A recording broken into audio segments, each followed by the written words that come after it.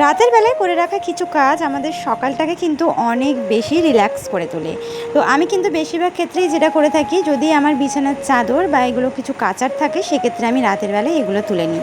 এখন যেহেতু কাজের চাপ ততটা নেই, তাই সকালবেলায় কিন্তু উঠতে মোটামুটি দেরি হয়ে যাচ্ছে। আমার নয়, তোমাদের দাদাভাই মেয়ের তো এখন দেরি হচ্ছে উঠতে, সাথে মায়েরও একটু উঠতে দেরি হয়ে যাচ্ছে, কাজের প্রেশার যেহেতু তেমন একটা নেই সেই কারণে।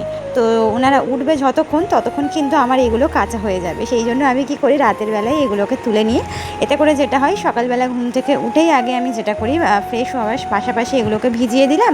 তারপর সংসারের আশেপাশে কাজকর্ম সারার পর এগুলোকে যখন আমি কাচবো তখন কিন্তু আমার অনেকটাই কাজ হালকা হয়ে যাবে। না হলে অনেক বেলা করে এগুলো তুলবো, আবার একটু ভেজানো থাকবে না। সবথেকে বড় কথা হচ্ছে জামা কাপড় একটু ভিজিয়ে রাখলে এর পেছনে বেশি পরিশ্রম করতে লাগে না। তো সেই জন্যই আমি রাতের বেলায় তুলে নিই, তাহলে সকালবেলায় কিন্তু আমার অনেকটাই রিল্যাক্সেবল কাটে বলতে পারি। এখানে কিন্তু ঘরটা অলরেডি আমার ঝাড়ু দেওয়া হয়ে গিয়েছে, এখন ঘরটা মুছে নিচ্ছি। আর আমাকে এক দিদিভাই কমেন্ট করেছিল, নামটা আমার ঠিক মনে নেই, তবে ওপরে আমি একটা স্ক্রিনশট দিয়ে দিচ্ছি, তোমরা দেখে নাও। আমাকে জিজ্ঞাসা করেছে যে তুমি মপটা কবে কিনলে। তো আমার কিন্তু এই মপটার বয়স আমার মেয়ের থেকেও অনেক বেশি, আমার মেয়ে পেটে থাকায় ঠিক 7 মাসে যখন আমি ঘর মুছতে পারতাম না তখন কিন্তু এটা আমি অনলাইন থেকে কিনেছিলাম বলতে পারো।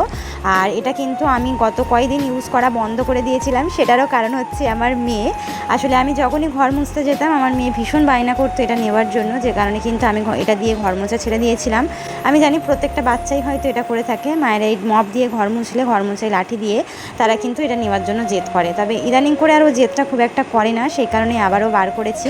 তো এখানে রাস্তাতে আজকে বানিয়েছিলাম লুচি। আসলে কালকে রাতের বেলায় ময়দা মেখে রেখে দিয়েছিলাম, আটা শেষ হয়ে গেছে, যে কারণে সকালবেলায় ফুলকো ফুলকো লুচি করে নিচ্ছি। আর মাকে প্রথমে রুটি করে দিলাম, কারণ মা আবার লুচি খাবে না, তাই মাকে এমনি শুকনো রুটি করে দিলাম। আসলে মা তো চা খায় না, দুধ খায় সকালবেলায়, মেয়ে আর মা, সেই কারণেই কিন্তু মেয়ে যদিও লুচি খায় তবে মা তো একদমই খাওয়া চলে না। মায়ের সুগার, প্রেশার, কোলেস্ট্রল সমস্ত রকমেরই আর কি সমস্যা রয়েছে, যে কারণে মা একদমই তেলে ভাজা কোনো কিছু খেতেই চায় না, আর দুধ দিয়ে তো একদমই নয়।